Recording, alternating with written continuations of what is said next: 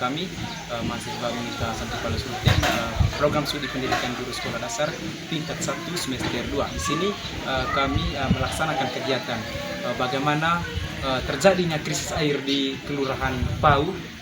Kami akan turun ke sungai untuk melihat, untuk membersihkan sampah-sampah yang ada di sungai. Sebelum itu, izinkan kami untuk memperkenalkan nama. Nama saya Sandrianus Kasiman. Saya ketua pengusul dalam proposal ini, NPM 23103207.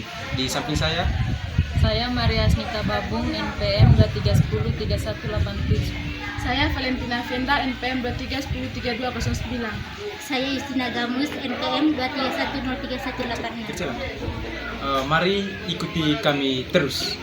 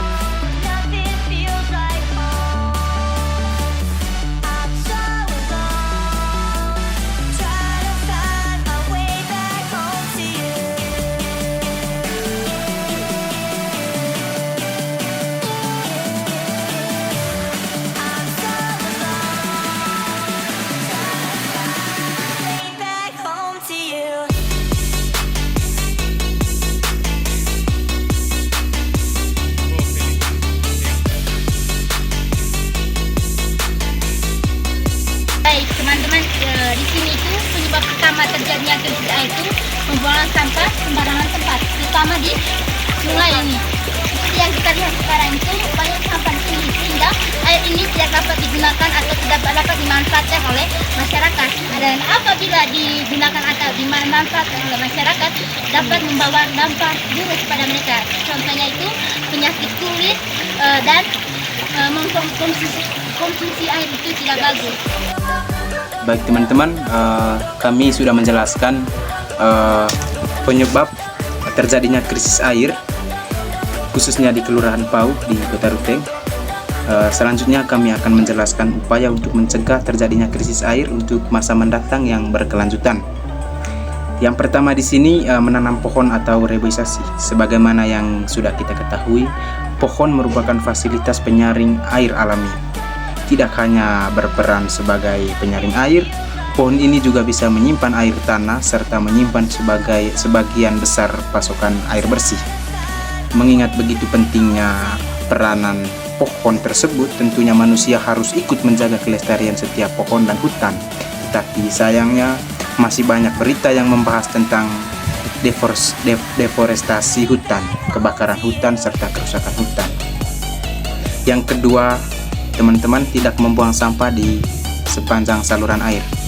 Cara untuk mengurangi krisis air bersih ini yang selanjutnya ialah dengan tidak membuang sampah di sepanjang saluran air. Sebagaimana yang sudah kita ketahui, sampah itu adalah salah satu yang bisa membuat lingkungan menjadi rusak. Jika ada seseorang membuang sampah sembarangan ke saluran atau badan air, ini akan membuat air tersebut menjadi tercemar. Kalau air sudah tercemar, ekosistem air bisa rusak yang pada akhirnya juga dapat mengancam kesehatan manusia. Oleh sebab itu, sangat dianjurkan untuk tidak membuang sampah di saluran air termasuk di sungai. Dengan begini, air bisa tetap bersih dan bisa digunakan untuk berbagai keperluan dapat digunakan oleh masyarakat. Yang ketiga, mencegah pencemaran air disebabkan oleh perindustrian. Pencemaran air yang disebabkan oleh perindustrian adalah salah satu masalah yang di lingkungan signifikan.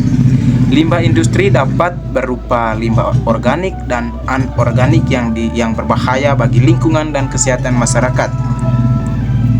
Dari limbah organik, teman-teman, ini dihasilkan oleh industri seperti tekstil, kertas, dan lain-lain.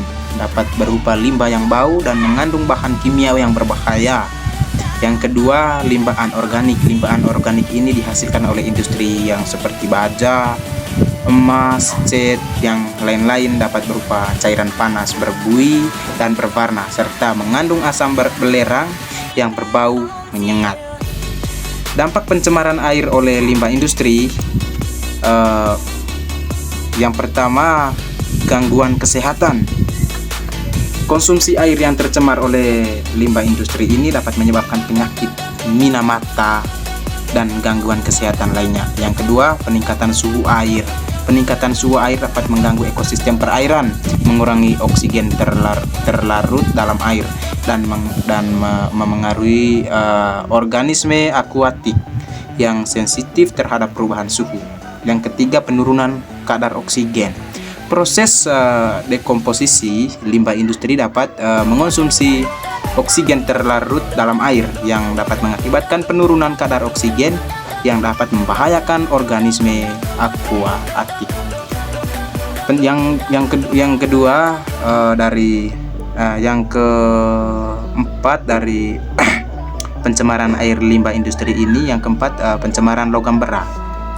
Limbah industri yang mengandung logam berat seperti merkuri, timbal, dan kadmium dapat memupuk dalam sedimen perairan dan mencemari ikan serta organisme air lainnya.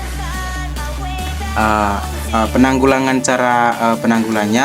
penanggulannya untuk mengurangi dampak negatif pencemaran air oleh limbah industri, beberapa teknologi dapat digunakan seperti pengelolaan air limbah, instalasi pengelolaan air limbah di pabrik. Hanya dua itu.